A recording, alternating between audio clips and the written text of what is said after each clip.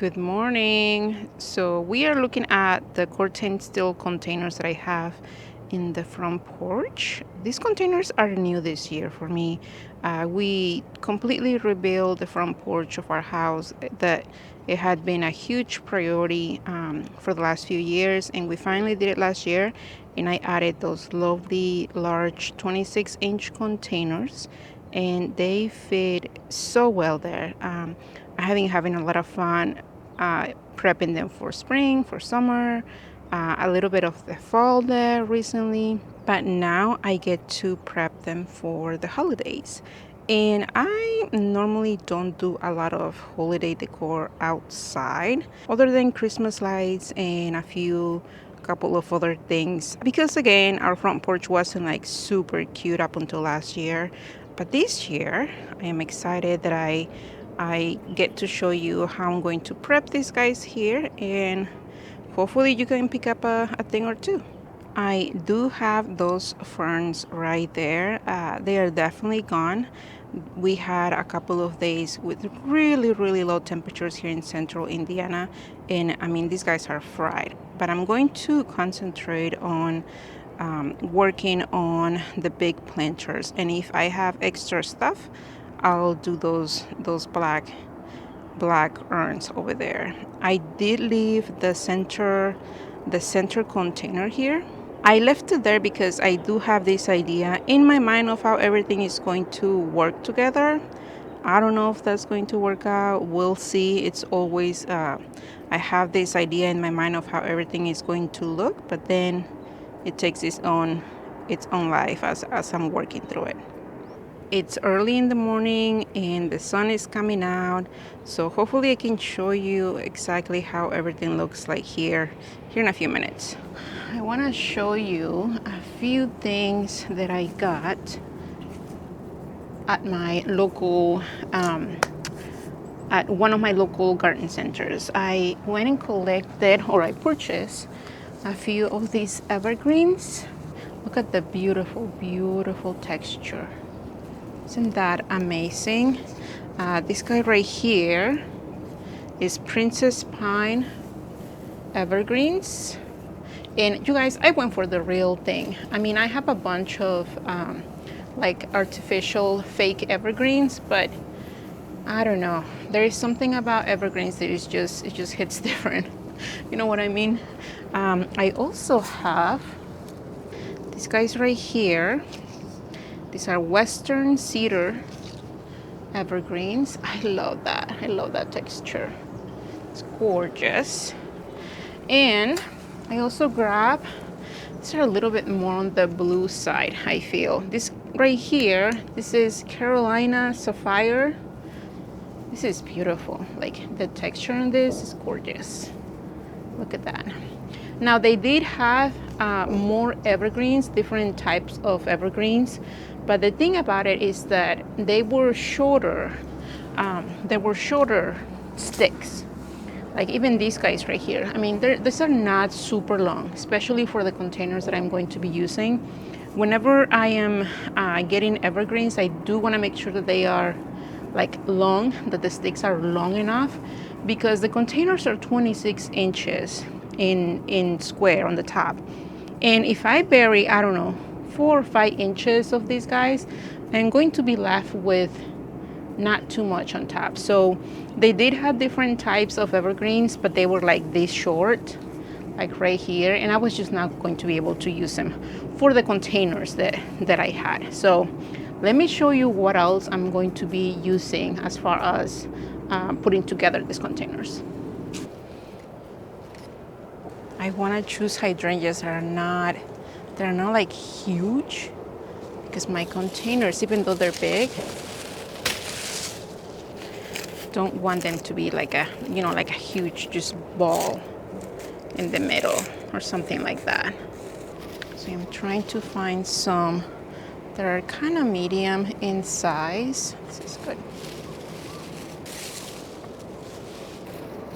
Let me show you. Look at these hydrangeas right here, and it's super loud outside. I don't know why. Look at these beautiful hydrangeas. Can you see them? Hopefully you can. So these are not too big. These are like, let me show you this guy right here. Like, look at the size of these two next to each other. Like, this will take like a huge space in my containers, and maybe once I'm putting them together, I'll change my mind. But right now, I'm just going to collect a bunch of these smaller or medium-sized blooms. They're all dry. Like my hydrangeas, they're all completely dry. But I'm also grabbing like a long stem. That way, in my containers, if I need them to be higher, they're going to be higher. Like I have, I don't know, I have at least a 24-inch stem here. If I bury a lot of it or if I bury a little, I can just minimize the height by how much of the stem I bury. So I am going to spray paint these guys in a nice golden color, and then we'll start putting those containers together. Hydrangeas are one of those things that you can use for so many purposes. I always take advantage of the blooms, whether they're fresh or they're dry. But this right here, I feel like every winter, whether you spray paint them red or green or I don't know, gold or any other color, you can always take advantage of just the free items that you have in your garden, and hydrangeas are for sure one of those plants. One of the things that I am going to be using for sort of being like the centerpiece here are these obelisks, and I got these guys from Amazon last year. These are metal and they fold nicely for storage, so I don't have to worry about taking space. A few years ago, if you follow Laura from Garden Answer, she had a tutorial on how to make this. These guys with quilting hoops. I make my own. Very easy, very inexpensive. But at that time, there weren't a lot of people that were selling these guys like this anyway. And now I found them on Amazon. So I'm going to leave a couple of links below in case you want to check them out. Now for a second, I had the idea of spray painting these guys gold. But you know what?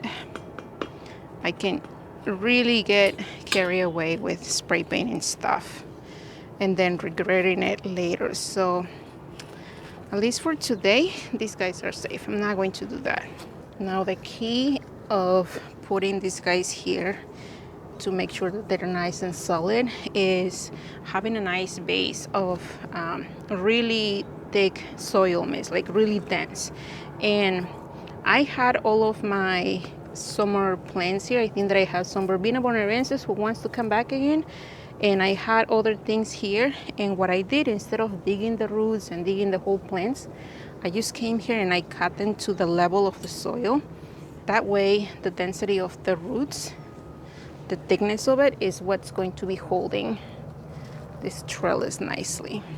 It's very nice. It's very nice. I really like these obelisks here, and like I said, I'm going to link information below, so if you want to find them, you can easily just get a couple. They're lovely. I am going to be using a couple of sets of these string lights, which are like, I don't know what you call them, fairy lights. And I am putting them right now because I don't really want to be fighting the foliage or anything else that I have here later on.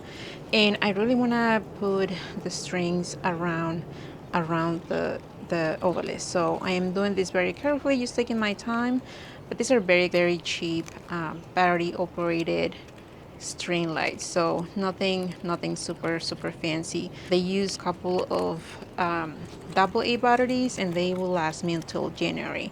And the thing that I like about these lights is that I have them on a timer, so every day they will turn on for 4 or 6 hours during the night, and they will automatically turn off later on, and that way I don't have to worry about having any power to the lights that I have here or making sure that I have a timer.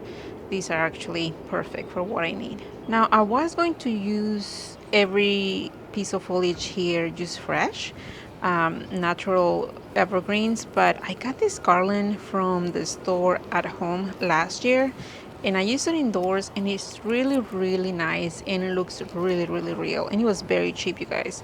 So I am going to place it here somewhere where it looks good. My whole idea is to kind of cover the the container, the black pot that I have there holding the obelisk. I change my mind quickly. I decide where I'm going to put it, and then I change my mind depending on how I like it. I am going to be using garden staples to hold this together because the garland itself is it's very stiff, so it wouldn't fold nicely. So we'll have to hold it down to the container or whatever is I'm placing it with something. In this case, with staples. So I think it looks really good to start with placing the foliage here.